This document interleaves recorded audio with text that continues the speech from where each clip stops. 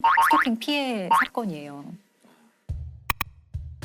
사건은 2012년으로 좀 거슬러 올라가게 됐는데요. 이때 처음으로 만나게 된 거죠. 이 피해자와 가해자가 만나게 됐고, 피해자, 그러니까 대상자가 고등학교 때 담임 선생님이었던 여성이었어요. 학생 때 이미 스토킹을 한 거예요? 이 가해자 학생이 그러니까 당시에는 고등학생이었는데 학교 생활에 조금 적응 못하고 사회성에 조금 문제가 있어서 선생님이 여러 도움을 많이 줬다고 해요. 근데 그러던 과정에서 이 가해자는 이 선생님한테 조금 의존하게 되고 그게 발전해서 집착하게 되고 스토킹이 시작이 된 거거든요. 근데 이런 게 학교에서도 선생님이 너무 힘들고 하니까 반을 조금 분리하는 방식으로 거리를 좀 두려고 노력을 했었는데 그 과정에서 이 학생은 그걸 받아들이지 않고 자퇴를 해버려요. 네. 그런 성향만 보더라도 사실 어떤 사람인지 대강 짐작은 아마 가실 거예요. 자퇴하고 나서 본격적인 이제 협박 형식의 스토킹이 시작이 되는데 대표적으로 커터칼을 들고 학교에 찾아와서 선생님을 협박한다든지 그리고 선생님이 살고 있는 집 앞에 빨간색 펜으로 선생님의 주민번호 그리고 같이 살고 있는 가족의 주민번호를 막 써놔요. 난 다 알고 있다는 걸 보여주는 거죠. 너의 개인정보 내가 다 알고 있어. 가족 것까지. 또 선생님의 뭐 차량을 훼손하는 것도 있었고 너무 일상적인 일이 되어버렸던 거예요. 그러니까 제자기 때문에 더 그렇죠. 누르셨을 것 같아요. 예. 이게 되게 사실 끔찍해서 제가 다 말씀을 드리기가 어려울 정도의 행동을 해요. 근데 일단은 그 피해자분의 가족의 신상이라는 건 이걸 어떻게 알았을까요? 이 친구가 사회복무요원으로 한 병원에서 근무를 했었는데 그 병원에 내원한 적이 있던 선생님의 자료 쳐보면 알 수 있었던 거죠. 조주빈의 공범 강 씨는 지난 2017년 이곳에서 사회복무요원으로 근무했습니다. 자신이 스토킹하던 30대 여성의 개인정보를 빼내 수십 차례 편지와 문자메시지 등을 보내는 등 협박을 일삼다 구속됐고 그거 진짜 그런 병원이나 이런 데서 그런 정보 알 수 있는 사람도 좀 제한해야 돼. 당연히 제한해야 되고 처벌해야 됩니다. 그래서 지금 일어나는 강력범죄의 발단은 개인정보 유출이 거의 대부분이에요. 흥신소와도 연결이 되어 있고 개인정보가 사실 아무것도 아닌 것 같을 수 있지만 동기와 수단으로 활용되는 데 있어서 정말 위험한 거죠. 그래서 참다 못한 선생님이 결국에 고소를 하게 됩니다. 그때는 스토킹 처벌법이 없었지만 사실은 이런 스토킹 행위의 어떤 개별적인 행위가 현행법상의 범죄에 해당한다면 그 범죄로는 당연히 처벌이 되었거든요. 처벌 기준이 어떻게 되나요? 이 가해자 같은 경우는 상습 협박이에요. 1년 2개월의 실형을 선고받고 구치소에 수감을 하게 되죠. 1년 2개월 동안. 이분이 고통받았던 기간은 1년 2개월의 형사리보다 더 힘들었을 텐데 좀 불공평한. 법원은 범행이 장기간 동안 이뤄졌고 협박 내용이 매우 잔혹하다면서도 피고인이 반성하고 있고 정신질환을 앓는 점을 고려했다고 밝혔습니다. 자, 그럼 1년 2개월 동안 스토킹 행위가 중단이 되었을까? 아니에요. 구치소에서도 협박 편지를 써서 선생님한테 보냅니다. 여기 있는 거? 여기도 어차피 사람 사는 곳이야. 난 반성하지 않아. 라는 취지로 선생님한테 또 협박 편지를 보내요. 선생님 얼마나 무섭겠어요. 심지어 그 교도소 안에서도 이런 식으로 협박 편지를 보냈던 아이니 출소하면 당연히 또 협박이 이어졌겠죠. 출소하기 이틀 전에 이사도 가고요. 전화번호는 이미 수없이 바꿨겠죠. 그리고 선생님이 되게 오랫동안 고생해서 주민등록번호도 변경을 합니다. 그런데 출소한 지 5개월이 되는 날 선생님이 살고 있는 그러니까 새로 이사간 집 우편함에 선생님의 바뀐 주민번호와 그리고 가족의 주민번호가 또 적어진 편지가 놓여 있는 걸 발견을 합니다. 그건 또 어떻게 알아요? 이건 어떻게 알았냐? 이것도 참 되게 놀라운 일인데 출소하고 사회복무요원으로 구청에서 일을 하게 돼요. 이해가지 않으시죠? 이런 전력이 있는 사람이 또 신상 정보를 알 수 있는데 또 그렇죠. 구청에 사실 우리 뭐 개인정보 다 가지고 있는 거잖아요. 어떤 증명서 발급하고 이럴 때 주민번호, 이름 있으면 다 발급할 수 있는 건데 사실 사회복무요원은 접근 권한이 없어요. 없는데 그러니까 잘못된 방식으로 일을 한 거죠. 그러니까 실제로 이게 당시에 엠번방 사건과 함께 좀 얘기가 되면서 많은 사람들이 충격을 받았어요.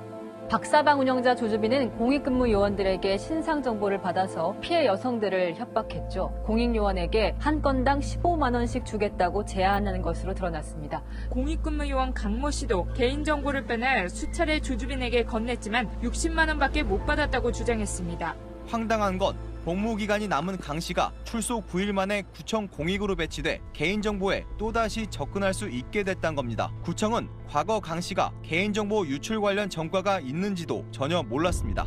아니 근데 그렇게 뭐 어떤 혐의로 갔다 왔는지 몰라도 1년 2개월 실형 갔다 오는 거는 되게 큰 거잖아요. 무슨 범죄든 간에. 근데 그 당시에 병무청에서도 사실 사과를 했었어요. 이유는 무엇이냐고 물었더니 정말 저희 납득하지 않지만 정가와 관련된 거는 너무 민감한 개인정보이기 때문에 우리는 제공받지 않는다. 몰랐다는 거예요. 그 개인정보는 보호가 되는 거죠. 아니 근데 근데 우리가 보호해줄 사람 보호, 이런 식의 보호를 하기 위해서 개인정보법 같은 게 있는 게 아니거든요. 아무튼 얘는 사회복무요원으로 구청에 다시 들어가서 일을 해요. 개인정보와 관련된 일을. 그리고 조주빈 등과 함께 교류하면서 협박의 방식이나 이런 게 더 심해졌겠죠. 이 스토킹 가해자는 이 선생님의 아이를 죽이기 위해서 조주빈에게 400만 원을 주면서 살인을 예비해요. 그러니까 좀 보복해달라. 아, 진짜 실행에 옮기려고. 살인 첨부를 선고를 실제로 400만 원을 주고 하고 실제로 살인 예비죄로도 유죄를 받았어요. 아, 나는 죽이려고 한 목적은 없다. 그냥 뭐 보복을 해달라는 얘기지. 그게 죽여달라는 얘기는 아니다. 이런 식으로 재판에서 주장했지만 받아들여지지 않고 살인 예비죄도 인정이 됐고. 공범의 담임 선생님이었던 피해자는 제자에게 긴 세월 스토킹을 당하다가 딸의 목숨까지 빼앗길 뻔했습니다. 조주빈에게 A씨 딸의 살해를 청탁하고 400만 원을 건넸습니다. A씨의 연락처와 딸의 어린이집 주소 등을 넘겼습니다. 조주빈은 강 씨에게 A씨의 딸에게 독극물을 쓰겠다는 메시지까지 남겼습니다. 강 씨는 흉기를 들고 찾아가기도 했고 어린 딸을 협박하는 문자도 수차례 보냈습니다. 네, 어떤 얘기를 하냐면 우리나라 법 좋아. 나는 심신미약으로 3년만 살다 나오면 돼. 이런 말을 아무렇지도 않게 해요. 그래서 선생님이 결국에는 도저히 참을 수 없어서 이제 또 다시 고소를 했고 이 N번방의 사건과 함께 이제 사건이 진행돼서 13년형이 이제 확정이 된 상태예요. 13년 뒤에 선생님한테는 13년도. 그렇죠. 이 13년 뒤가 문제죠, 실제로는. 지금 나이가 20대인 거죠. 네. 그러니까요. N번방 관련된 피고인들은 다 20대 초중반. 그래서 선생님이 이 고소를 한 이후에 너무너무 고통스러워서 이 신상 공개를 좀 요구를 해요. 이 가해자 좀 신상 공개를 해서 사람들이 좀 모두 알아봤으면 좋겠다라는 식으로 국민청원을 하고 그 국민청원에 51만 명이나 사실 동의를 했고 당시에는 되게 뜨거운 이슈였어요. 청원글은 게시 하루 만에 30만 명 가까이 동의하는 등 큰 호응을 얻고 있습니다. 청원인은 강 씨 신상 정보를 제발 공개해달라며 신상 공개가 안 된다면 그 다음 누군가가 이 세상에 없을 수도 있다고 호소했습니다.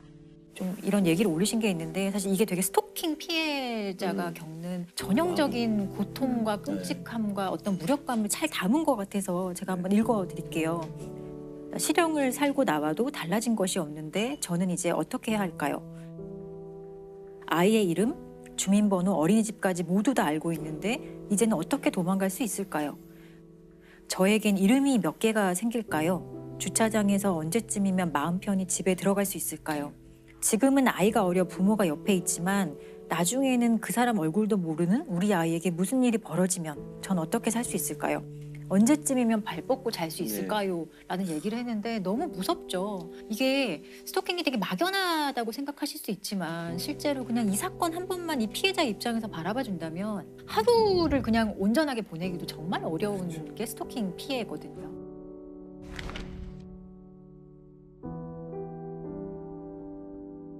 공범 강모 씨는 수사 단계에서 신상 공개가 된 건 아닌데 성범죄자 알림 이 사이트나 어플 이런 데 들어가시면 우리 주변에 어떤 성범죄자가 살고 있는지 이런 것들 다 조회를 할 수 있어요. 그 피해자분 변호를 하셨으니까 이 강 씨를 재판장에서 직접 보셨을 것 같은데 어떠셨어요? 사실 대부분의 피고인들은 그렇게 특별한 인상을 주지 않아요. 그냥 아휴 또 저런 애가 있네 뭐 이런 생각을 저는 하는데 첫 재판에서 그 강모 씨를 처음 보고 저는 조금 놀랐던 게 재판을 자기가 막 주도하려고 했었어요.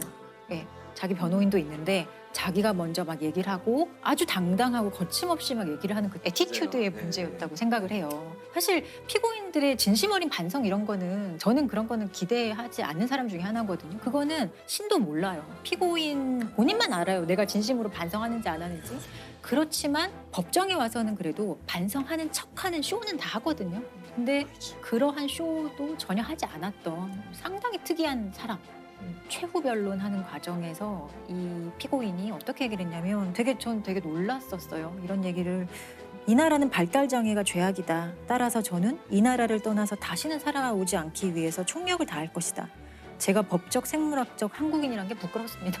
이런 얘기를 하거든요. 또 나라 탓하는 거. 이게 그렇죠. 자기는 장애가 좀 있고 우리나라가 제대로 날 돌보지 못했어. 그래서 난 우리나라가 싫어. 떠날 거야. 자기가 말도 안 되게 재판에서 이런 얘기를 한다는 게 사실 일반 사람이 되게 이해하기 어렵거든요. 제가 지금 무슨 말 하나 저기에 앉아서 그런 생각을 들 정도로 법정에서도 이런 얘기를 많이 했던 거고. 반성문도 제출. 네, 했죠. 그렇지만 판사가 이건 반성하는 게 아니야 라고까지 얘기할 정도로 본인이 억울하다는 취지, 이 사건으로 인해서 나와 가족이 얼마나 고통받는지에 대해서 좀 더 어필하고 싶었던 것 같아요. 내가 피해자일 수 있다. 내가 피해자다라는 얘기를 더 하고 싶었던 것 같아요. 타인의 고통을 못 느끼는 예, 공감 능력 같은 게 전혀 제로인 거죠. 반성의 의미 이런 것들은 판결문에 전혀 들어가 있지 않습니다.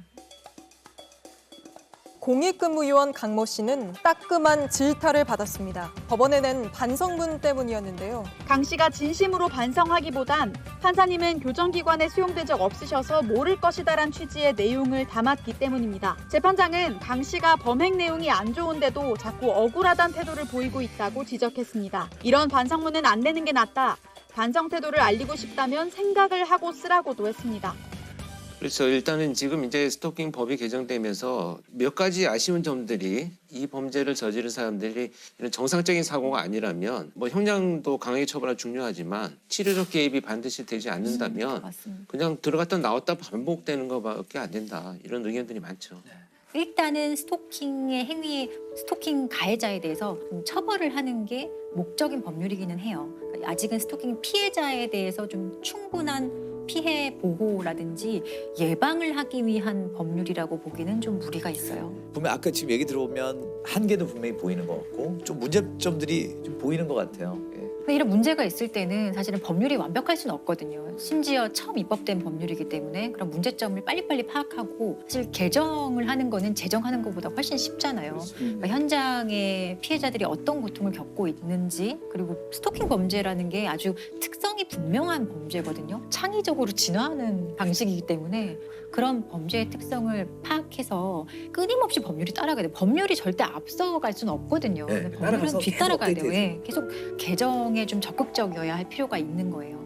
그리고 정말 아까도 말씀드린 정말 강조하고 싶은 거는 상대가 조금이라도 싫어하는 걸 본인이 알았다. 하지 말아야 돼요. 근데 또 그걸 모르는 사람이 또 많죠. 관심도 없고 배려도 없고 공감도 못하는 사람들이 많죠. 상대방의 동의라는 게 얼마나 중요한 것인지, 상대방이 나 그만해, 나 싫어라고 분명히 얘기를 하거든요. 나 이렇게 하는 거 원하지 않아라고 했으면은 더 이상 안 나갔으면 좋겠어요. 그게 정말 하고 싶은 말이에요. 그럼 많은 일들이 해결돼요, 정말로. 내가 부릴 수 있는 자유는 상대의 코끝 앞에서 멈춰야 된다는 얘기 있잖아요. 오늘 어록을 많이 남기고 계시네요. 오늘 저는 이제 학교 폭력 이야기를 좀 하려고 하는데요.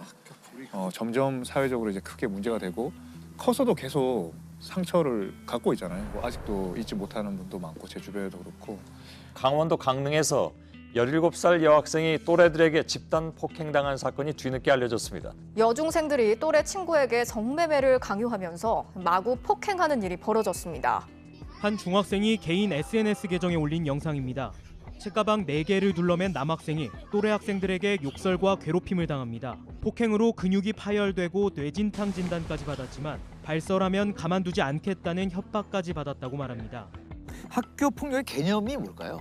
그 학교 폭력 예방법에 아예 개념으로 이제 규정이 돼 있는데 폭력, 상해, 공갈, 강제적 심부름, 그리고 정신적, 재산적 손해를 가하는 행위까지 전부 다 개념화되어 있어요. 돈을 뺏는다던가 이런 거 다. 그건 당연히 공갈에 이제 해당하는 거고요. 침 뱉거나 아니면 뭐 면전에서 욕설을 하면서 고함을 지르는 행위, 그런 것도 다 학교 폭력으로 발생한 좀 또 가슴 아픈 사건이 있었죠. 네, 아마 많은 분들이 기억하실 것 같은데 2011년 12월 20일에 대구에서 중학교 2학년이던 권모 군이 7층 자기 집 베란다에서 이제 뛰어내려서 스스로 목숨을 끊었는데요. 학교 폭력이 원인이었습니다. 대구에서 한 중학생이 왕따를 당하다 스스로 목숨을 끊었습니다. 유서에는 친구들로부터 물고문까지 당했다는 내용이 적혀 있었습니다. 유서에는 전선을 목에 감아 끌면서 돈을 요구했고 계속되는 돈 요구에 부모 몰래 아르바이트도 했습니다. 그때 이제 올라갈 때 그 엘리베이터 타고 이제 올라갈 때 엘리베이터 안에서 주저앉아서 막 울면서 주저하면서 올라가면서 울면서 하던 그 CCTV로 촬영이 돼가지고 정말 많은 국민들이 마음 아파하고 그랬었거든요. 가해자들이 같은 반 애들이 2명이서 평소에 뭐 때리고 돈 뺏고 좀 특이했던 거는 가해자들이 2명이 피해자 집에 들어옵니다. 검은 점퍼를 입고 안경을 쓴 가해 학생 2명이 주머니에 손을 넣은 채 걸어옵니다. 10여 미터 뒤에 숨진 김군이 불안한 모습으로 고개를 숙인 채 따라갑니다. 거기서 게임을 막 시켜요. 그러니까 게임 중독이 돼 있어가지고 열심히 안 하거나 못 하거나 계속 하지 않으면은 때리고 뭐 단소로 때리고 그리고 물고문도 시키고 마지막 그 목숨을 끊기 전에는 전날에는 이제 전깃줄로 목을 베서 이 과자 부스러기 주워 먹게 당기면서 그렇게 하기도 했고 그래서 그런 흔적이 이 유서에 남아 있는데요. 거기에는 자기가 어떤 일을 당했는지를 추신이 죄송해요 이렇게 제목을 적어놓고 마지막 부탁인데 저희 집 도어키 번호를 바꿔주세요. 걔들이 알고 있어서 제가 없을 때도 문 열고 저희 집에 들어올지도 몰라요. 죄송해요 이렇게 이야기를 했어요. 얼마나 공포를 느꼈으면 이런 유서를 이렇게 남기냐. 그리고 죄송하다고. 네. 근데 이제 가해자들은 그때 이제 그 변명이 장난이었다. 자기 장난친 거다. 이렇게 이야기를 하고. 대구 중학생 자살 사건의 가해 학생 2명이 오늘 구속됐습니다. 비록 나이가 어리지만 사안이 중대해 영장을 발부할 수밖에 없었다고 담당 판사는 밝혔습니다. 오늘 오전 검은 점퍼에 마스크를 한 가해 중학생 2명이 경찰에 이끌려 법정으로 들어갑니다. 이들은 사건을 수사해온 대구 수성경찰서 유치장에 수감됐습니다. 그때 가해자들이 그 처벌을 이제 받았는데 한 명은 장기 3년에 단기 2년 6월, 또 다른 한 명은 장기 2년 6월, 단기 2년을 선고를 했습니다. 장기 단기는 어떻게 구별되는 건가요? 소년범죄는 징역형을 선고할 때 이게 부정기형이라고 하거든요. 단기만 복역해도 애가 이제 달라졌다라고 하면 이제 석방하는 거고 그렇게. 좀 신축성을 둔 거죠. 피해자의 부모님이 2분 다 교사셨어요. 근데 이제 그렇게 말을 못했던 게 가해자들이 자기 친척이 무시무시한 조폭이다. 말하면 너희 부모도 다 해친다. 피해자 그걸 믿은 거죠, 완전히. 믿을 수밖에 없었고. 근데 또 하나는 이 학교 여학생 중에 박모 양이 한 6개월 전에 목숨을 끊었어요. 극단적 선택을 했어요. 지난 7월에도 이 학교 2학년 여학생이 스스로 목숨을 끊었습니다. 자살 원인은 집단 따돌림 때문이었습니다. 첫 학생이 아파트에서 투신해 목숨을 끊은 것을 교통사고라며 대충 얼버무린 것이 돌이킬 수 없는 결과를 낳았습니다. 박모 양이 같은 반에 어떤 애가 왕따를 당하고 있었는데 그거를 그 교사에게 신고를 했어요. 전부 다 이렇게 벌을 준 거예요. 그냥 그 문제를 정확히 파악하지 않고 그런 와중에서 누가 신고를 했는지 드러나게 됐고 박모 양을 이제 괴롭히기 시작한 거예요. 따돌리고. 그러니까 극단적 선택을 한 거죠. 이런 일들이 있으면 권군이 뭐 학교에 말을 하겠어요? 부모님한테 말을 하겠어요? 해결해 줄 수 없다 이 문제. 그렇게 한 겁니다. 이게 일반적인 범죄와 다른 측면이 있거든요. 다른 측면 한 3가지 정도 요약하면은 먼저 잘 아는 가까운 사람의 범죄예요. 관계성이 있는 거고 또 이게 지속성, 일회성으로 끝나는 게 아니라 지속성이 있습니다. 또 이게 은밀하게 이루어지는 게 아니거든요. 때로는 학교 다른 친구들이 보는 자리에서 벌어지는 일이다 보니까 모멸감이나 굴욕이라는 야 근데 그거 어디 잊어버려라, 티내지 말아라 이게 가능하냐 이거예요. 이게 참 쉬운 문제가 아니거든요. 어떤 위로나 회복은 우리가 한번 같이 짊어지자. 짊어지기 위해서 뭘 해야 될지 우리 한번 고민하자. 그리고 저 어른들의 생각이 잘 넘어온 어른들이 그 사람 문제로 깊이 못 들어가는 문제도 굉장히 있는 것 어른들이 같아요. 야 우리 때는 더 했어. 그거 이렇게 생각하는 어른들이 많기 때문에. 대학교 다닐 때 맞으면서 큰다고 원래 애들 그게 진짜 문제인 거예요. 많이 했잖아요. 야, 안 되는데라는 생각이 좀 들었어요. 잔인함 때문에 논란이 됐던 학교 폭력 사건이 있었죠.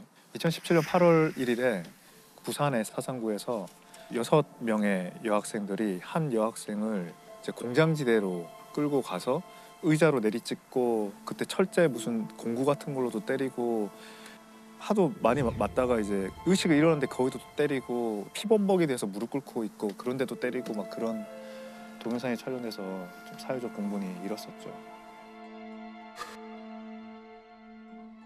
국민의 공분을 산 부산 여중생 폭행 사건 가해자들이 형사처벌 대신 소년범에게 내려지는 소년보호 처분을 받을 예정입니다.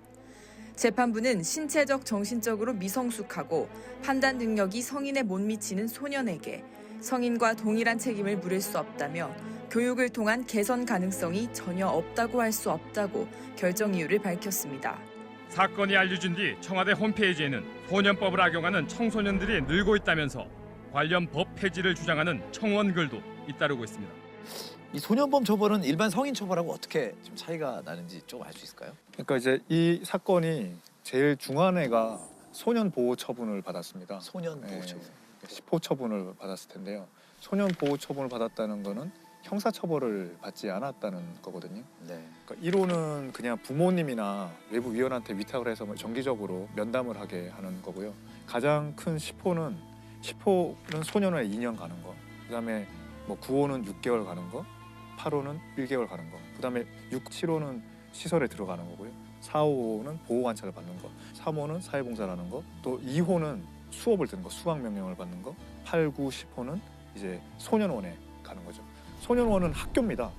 타이틀이 학교예요. 그냥 나갈 수 없다는 것 빼고는 다 학교처럼 똑같이 수업을 받고요. 선생님이 있고 학생들도 교복을 입고요. 수업 일수도 채워집니다. 그러니까 졸업장을 받을 수도 있고요.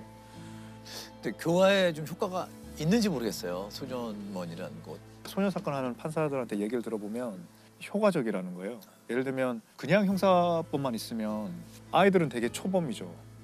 그리고 그러면 되게 집행유예를 하게 된다는 거예요. 초범이니까. 그리고 또 좀 더 경미한 건 어른하고 똑같이 하면 벌금이 나가야 되는데 벌금은 그 부모가 내는 거지. 그치. 아이들이 내는 게 아니란 말이에요. 근데 만약에 소년 보호 처분을 하면 만약에 8호, 9호면 당장 소년원에 감금이 되는 거죠. 제재를 받게 되는 거죠. 그러니까 그런 게 뭐 해서 찬성하는 그 소년 판사들이 굉장히 많습니다. 소년범 같은 경우 연령에 따라서 좀 다른가요? 예. 뭐 15세, 16세, 17세. 소년은 19세 미만은 소년이라고 하거든요. 19세 법적으로. 미만이죠. 예. 19세부터는 이제 어른이 돼 버리는 거고요. 네. 이제 0세. 그다음에 중요한 나이가 10세. 그다음에 14세. 이렇게 돼 있습니다. 아, 14세. 우리가 형사 미성년자라고 해가지고 14세 미만은 형법상 무죄입니다. 책임 능력이 없다고 해가지고 아무리 사람을 죽여도 형법상으로는 무죄거든요. 만 14세. 중학교. 예. 근데 소년법은 19세 미만을 다 커버하고 있거든요. 그러니까 이 14세부터 19세는 소년 보호 처분도 되고 형사 처벌도 됩니다. 형사 처벌. 네.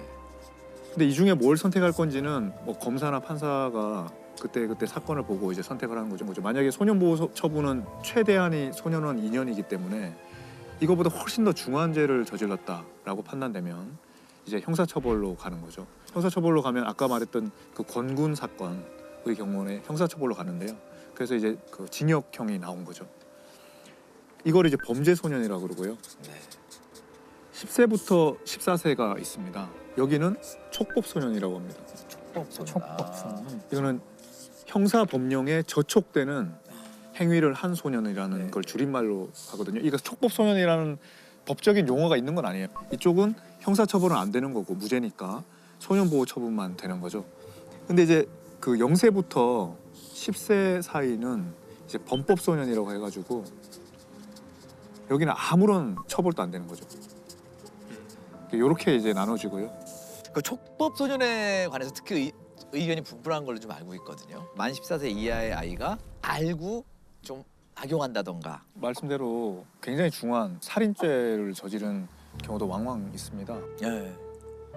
2019년에 12월 26일에 초등학교 5학년 여학생인데 같은 반 여학생을 불러내서 흉기로 몇 차례를 찔러서 초등학교 5학년 여학생이 중인데 A양은 피해 어린이가 자신의 가족을 험담해 이런 일을 저질렀다고 경찰에 진술한 걸로 알려졌습니다.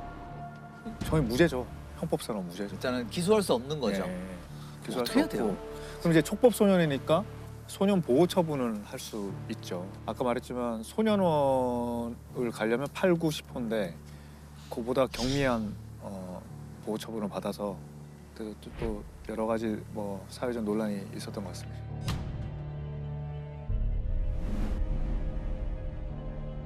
그리고 이제 아까 말했듯이 범법 소년의 경우에는 10세 미만은 아예 형사처벌도 안 받고 소년 보호 처분도 안 받거든요. 아무것도 안 받는 거예요. 근데 사건이 일어난다. 그런 경우에도 이제 사건이 일어나는 거죠. 어른보다 더 잔인한 그런 뭐 중죄, 살인죄 같은 거를 저질러서 이제 연령을 형사 미성년자 연령을 좀 낮춰서 형사적 처벌이 가능하게 해야 되는 거 아니냐. 소년법을 폐지해라는 이야기도 많았죠. 장 감독도 청소년 또 아이가 있잖아요. 그렇죠. 저는 대부분의 국민 감정과 사실 좀 가까운 편이에요. 왜 이렇게 피해 당한 아이들만 고통받고 가해 아이들은 편하게 사는 것 같거든요. 오히려 피해받은 애들이 전학 가거나 뭐 이렇게 되고 너무나 심각한 범죄들, 조직적이고 계획적이고 아주 잔인한 범죄들의 경우에 대해서 연령을 낮춰서 어느 정도 처벌을 받게 하자는 것은 저는 개인적으로 반대하는 입장은 아니에요. 피해자가 용서를 하고 안 하고도 되게 중요할 것 같아요. 그러니까 피해자 의사가도 최근에 이제 학폭 미투, 학폭 미투라는 것도 되게 시작했잖아요. 그러니까 이전에는 그런 게 없었잖아요. 네. 학폭에 대한 인식이 변화된 거를 반영한 것 같고요. 학교 폭력을 당했다는 폭로가 경계를 넘어서 번지고 있습니다. 학폭 미투가 확산하고 있는 건데요. 시간이 지나도 결코 잊을 수 없다는 게 피해자들의 증언입니다.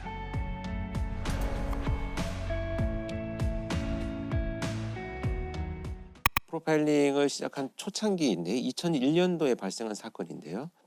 저한테 이제 요청이 왔었어요. 분석을 좀 해달라고.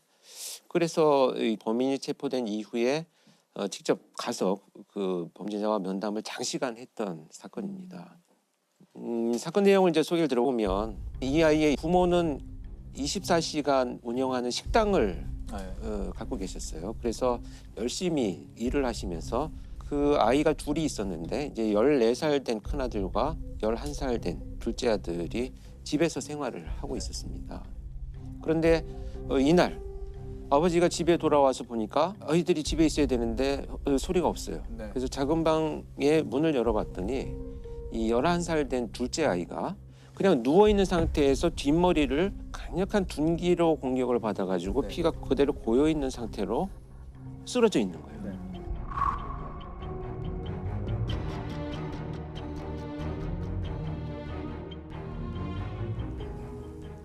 그래서 이 아버지는 이제 놀라서 이 아이를 들쳐업고 그냥 병원으로 갑니다. 하는데 이미 사망을 한 거죠. 근데 사망한 시간이 꽤 된 거예요. 근데 여기서 문제가 된 건 뭐냐면 이 있어야 될 형이 없어진 거예요. 그러니까 이제 처음에 그 현장에 투입된 수사팀에서는 누군가 침입을 해가지고 둘째 아이를 살해하고 큰 아이를 유괴해 갔을 것이지 않겠느냐. 이렇게 이제 수사를 접근을 합니다. 그런데 수사에 착수한 수사팀에서는 얼마 후에 바로 사라진 이 형을 강력한 용의자로 지목을 하고 그 수사를 전개를 합니다. 일단 이제 드나든 사람들에 대한 흔적을 찾기 위해서 가장 먼저 할 것이 이제 경찰에서 CCTV 수사를 했는데요. 사망 추정 시간이 지나서 얼마 후에 이 큰아들이 가방을 메고 유유히 혼자 걸어 나가는 것이 CCTV에 찍힙니다. 그래서 이 아이의 그 일기장이나 이런 흔적들을 이제 봅니다. 도대체 왜 이런 일이 벌어졌는가. 그랬더니 이 아이가 좀비라는 이름으로 미니 홈피를 운영을 하고 있었어요. 거기에 보니까 군대에 갔다 와서 살인을 마음껏 즐기는 것이 나의 꿈이다. 그래서 나는 그것을 실현하기 위해서 손도끼를 구입을 해왔다. 손도끼를 구입해서 침대 밑에 놓아두었는데 너무 기분이 좋다. 이런 글들을 이제 발견을 합니다.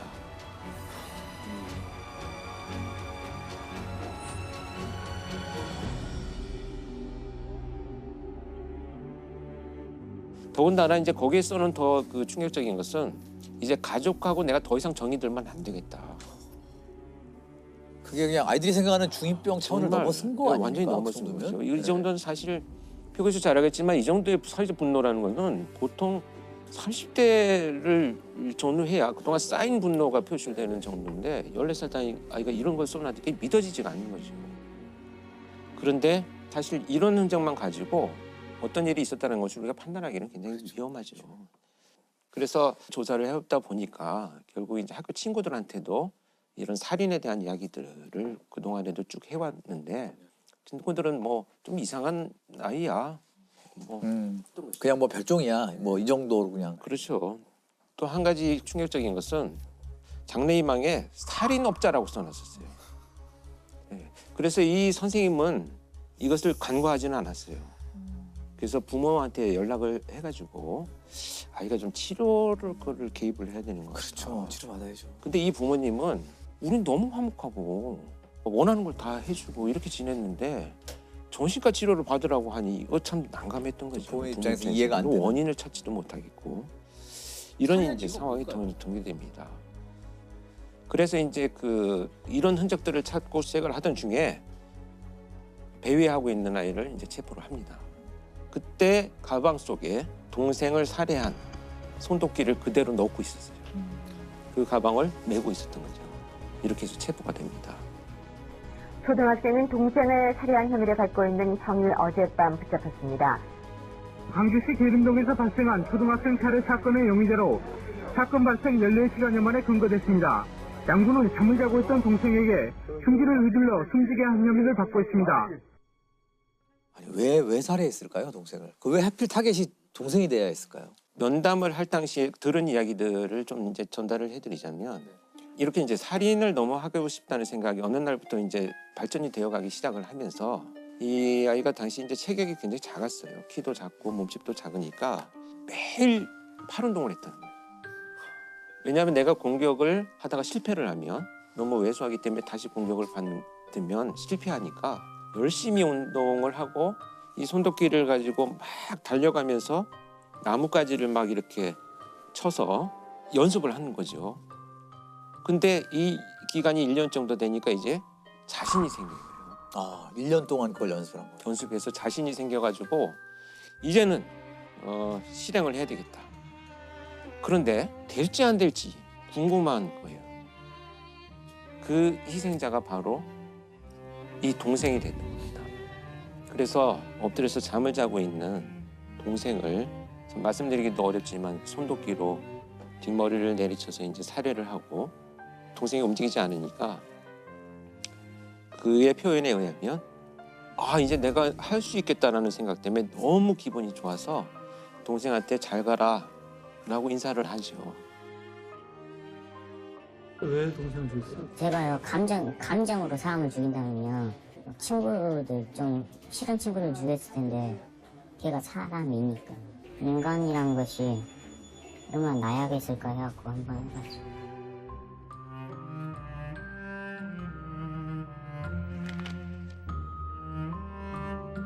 그래서 이 아이는 나와서 그렇다면 어떤 일들을 했느냐를 이제 경찰에서 추적을 하면서 면담을 이어갔더니 누군가 이제 오토바이를 탑니다. 좀 태워달라고 해서. 그래서 태워서 가던 사람이 이제 내려가지고 잠깐 소변을 보는 사이에 실행을 하려고 꺼냈는데 갑자기 사람이 나타나서 이제 중단을 하고요. 또 내려서 이제 그 대상자를 찾기 위해서 돌아다니다가 밤늦게 이제 답변하게 소변을 보고 있는 수리체에 서 있는 사람을 보고 실행을 하기 위해서 들었는데 마침 유리 거울 같은 게 있어가지고 자기 모습이 비쳐서 보이니까 놀라서 또 중단을 하죠. 저는 살인이고 죽음이고 그런 게 좋았거든요. 재밌다 그런 거. 기분이 좋다는 느낌이 들고 흥미가 있었어요. 저는 정말 지금까지 그 1000명이 넘는 범죄자를 만났지만 어떤 일을 하고 싶냐 나오면 라고 했더니 이런 말을 하는 아이는 처음 봤어요. 한 명씩 죽이는 것이 재미가 없을 것 같고 건물이 폭발하거나 이렇게 여러 사람이 죽는 모습을 너무 보고 싶어요. 이건 마치 이제 나의 장래희망을 얘기하듯이 이거는 자연스럽게 이렇게 됐을 것 같지는 않고 뭔가 컨텐츠를 보거나 좀 그런 거에 영향받은 것 같다는 느낌이 그래서 강하게 들거든요. 영향을 많이 받았고요. 네. 특히 이제 그때 표 교수도 언론에 한번 인터뷰를 이 사건 가지고 했었어요. 그랬죠. 예. 그 당시에는 언론에서는 그 답을 찾으려고 게임에 몰입하게 됩니다. 게임이 이렇게 했다. 게임에서 하는 것들을 현실에서 그대로 적용하려고 했다라고 섣불리 진단을 하면서 맞아요. 게임 중독의 원인이라고 얘기를 했는데 사실상 전혀 학술적이거나 의학적인 근거는 없는 거예요. 네, 그렇죠. 어느 한 가지에서 답을 찾으려는 그 자체가 사실은 맞아요. 섣부르고 그럴 위험한 수도 겁니다. 있고, 그런데 이제 그 와중에라도 이렇게 이 아이가 처한 환경적인 요인이 뭐가 있었느냐를 자꾸 들여다보고자 하는 노력을 하는 거고요. 그렇죠. 제가 볼 때는 그러니까 이 부모가 뭐 잘했다 잘못했다는 게 아니고 경제 생활을 하다 보니까 이제 아이를 돌볼 시간이 없었던 거죠. 교대로 집에 와서 잠을 주무시고 또 일을 하러 가고 케어할 수 있는 기회가 없어졌고 결국은 그것이 이제 방임의 결과로 나타난 거죠. 그래서 저는 안타까웠던 것 중에 하나는 아버지나 어머니가 들어올 시간이 있대요. 저녁에 뭐 한 10시, 11시쯤 되면 두 분이 교대를 하면서 들어오시는데 막 온몸에 막 휴지를 감고 미이라처럼 앉아있기도 하고 그러면 이 아버지나 어머니가 와가지고 아이고 우리 아이가 의사가 되려고 그러나 이렇게 그냥 말 한마디를 하면 또 주무시고 일을 하러 나가야 되는 거예요. 그러니까 무관심이네요. 네, 결국은 이제 무관심이라는 결과로 나타난 거죠. 근데 사실은 이 아이의 이런 행동들 여러 에피소드가 있지만 대표적인 이런 행동들은 아이가 부모 옆에 가고 싶은 생존이에요. 그러니까 나를 좀 봐줘요. 그 엄마 아빠 눈에 띄고자 하는 건데. 네, 생존의 그렇죠. 어떤 시그널 관심을 갖고자 하는 거죠. 근데 부모도 결국에 열심히 일해서 돈 많이 벌어서 자식을 잘 키우고 그럼요. 싶은 마음으로 그랬을 텐데요. 그러니까 이제 이렇게 이제 고의적인 방임은 아니잖아요, 사실은. 그래서 저는 국가가 좀 더 그런 고립된 환경에 있는 아이들을 어떻게 할 것인가에 대한 고민들은 할 필요가 있다고 봅니다. 그렇죠. 한 아이를 키울 때 뭐 모든 마을이 필요하다, 온 마을이 필요하다는 말은 맨날 하지만 실제는 그렇게 하지 않고 있잖아요. 누군가 단 한 사람이라도 언제나 이 사람은 나를 생각하고 있어라는 누군가 한 사람과의 애착이 끝만 있어도 그런 범죄는 안 생긴다는 거죠. 그런데 지금 이 사례 같은 경우는 없어요. 부모님은 마음은 있으시지만 그런 애착을 형성할 수 있는 정신적인, 체력적인 여력이 전혀 없는 거예요. 학교도 오직 진학과 성공에만 초점을 맞추지 이 아이 한 명이 그러한 제대로 된 인격체로서 주변 사람과 소통하면서 사회화가 잘 되고 있느냐? 이거 우리 교육 체계가 제대로 담아내지 못하고 있거든요. 그런 것들을 우리 한번 이 사건을 통해 생각해 봐야 하지 않을까 싶어요. 맞아요.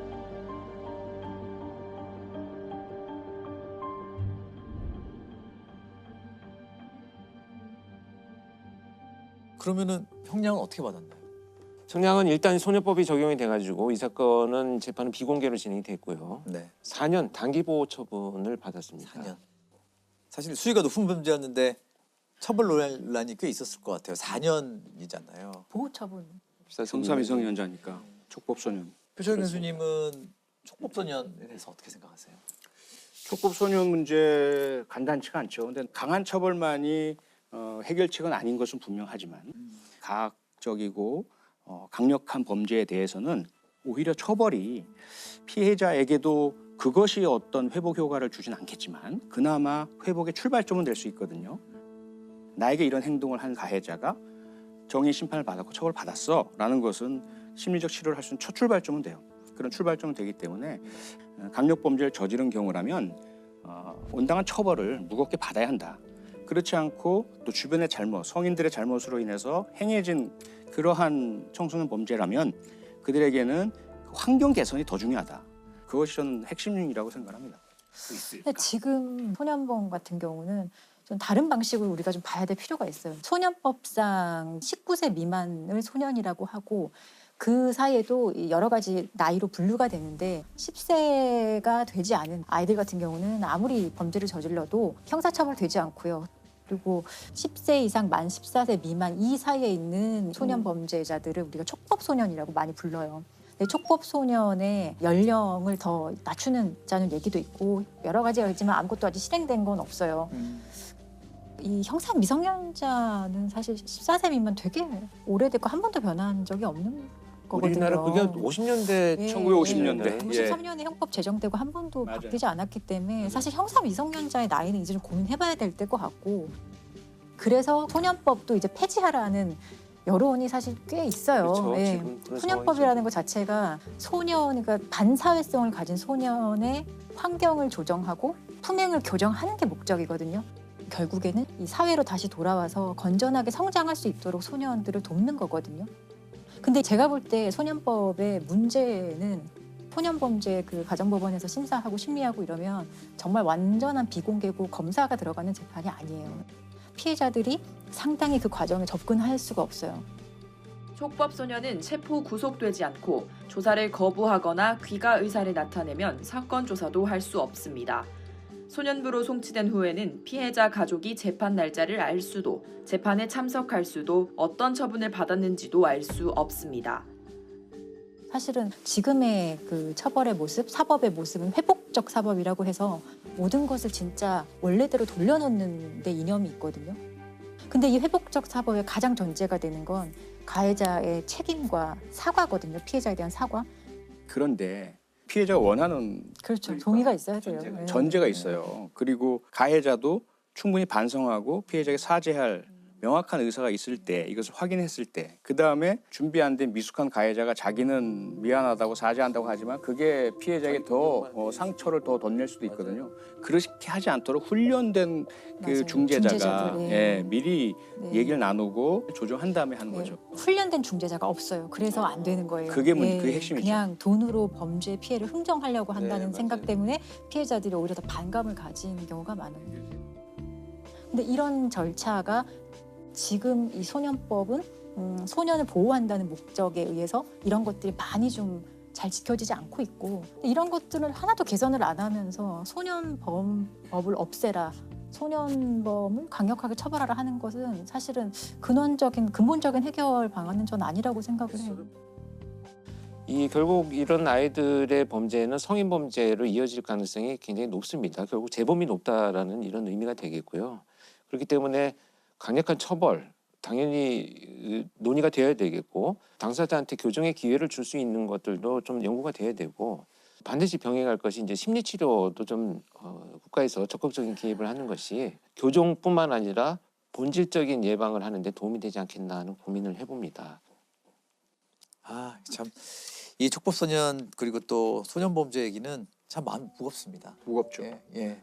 그래서 제가 좀 마지막으로 드리고 싶은 말씀은 제가 이 사건을 굳이 오래됐지만 꺼낸 이유 중에 하나가 이런 케이스들을 통해서 우리가 무엇을 좀 놓쳤는가를 한두 가지라도 좀 찾아보자라는 간절한 심정이 있었어요. 왜냐하면 이때 내가 면담을 하면서 어른으로서 어떻게 무엇부터 접근해야 될지 너무 막막함을 느꼈기 때문에 벌써 20년이라는 세월이 지났는데 유사한 범죄들이 더 잔혹해졌다면 참 무엇을 했는가라는 좀 어떤 그 죄책감도 들고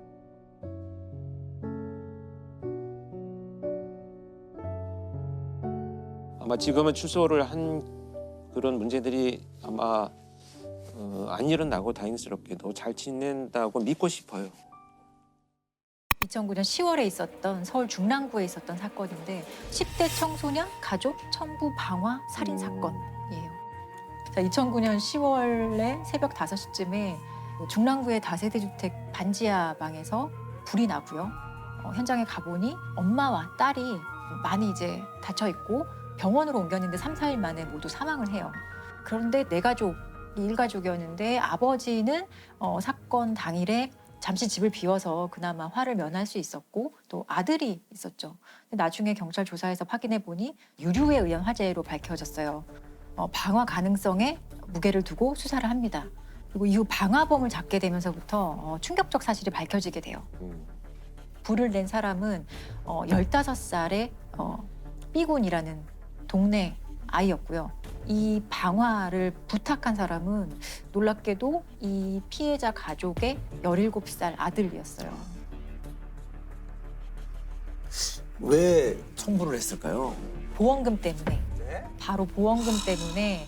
아니 17살이 보험금이 뭐가 필요해서. 네, 너무나 사실 어리석은 생각이고 이루어질 수 없는 생각이었는데 이 집안이 사실 넉넉지 않은 집안이었어요. 반지하 방에 보증금 300에 월세 30만 원, 아버지는 전국을 다니면서 건강식품을 팔았었고 어머니는 전단지 붙이는 그런 부업 아르바이트를 할 정도였고 그 집의 딸은 사실 대학생이었지만 등록금이 없어서 휴학을 하고 미용사로 취직을 해서 돈을 벌고 있었던 상황이었거든요. 어느 날 이 A군이 부모님이 좀 다투는 소리를 들어요. 근데 부모님이 뭐라고 얘기했냐면 살림살이가 너무 빠듯해서 보험금 낼 돈도 없다라는 얘기를 들어요. 근데 여기서 이 A군은 보험금이 있어? 라는 생각을 하고 보험금이면 적어도 1억은 될 텐데 나중에 이 A군은 경찰 조사에서 그 보험금을 받아서 멋진 차를 사고 강남에 가서 멋있게 살고 싶었다라고 얘기를 합니다. 사실 1억 원으로 이 A군이 바라는 삶도 전혀 살 수가 없다는 거는 누구나 알 거예요. 군은 경찰 조사에서 강남에서 살고 싶어 돈이 필요했다고 태연히 진술했습니다. 처음엔 장난으로 하다가 이게 계속 얘기하다 보니까 정말로 죽어도 혼자 살 수 있을 것만 같았고. 아니 17살 미성년자가 청부 살인을 살인 청부를 한다는 게 끔찍한데. 살인 계획도 되게 철저했던 게 일단은 B군에게 자신의 집 구조나 이런 걸 다 알려주고요. 언제 어디로 와서 이제 불을 지르라고 얘기를 하는데 열쇠는 우유 주머니 있죠. 밖에 우유를 배달받는 그 주머니에 열쇠를 미리 놓아두고 평소에 집에 오면은 화장실 문을 이렇게 여닫는 습관이 있기 때문에 집에 들어가자마자 화장실 문을 한번 열고 닫으면 내가 온 줄 알고 아마 다 별일 없는 거라고 생각하고 잘 거야 이런 얘기를 합니다.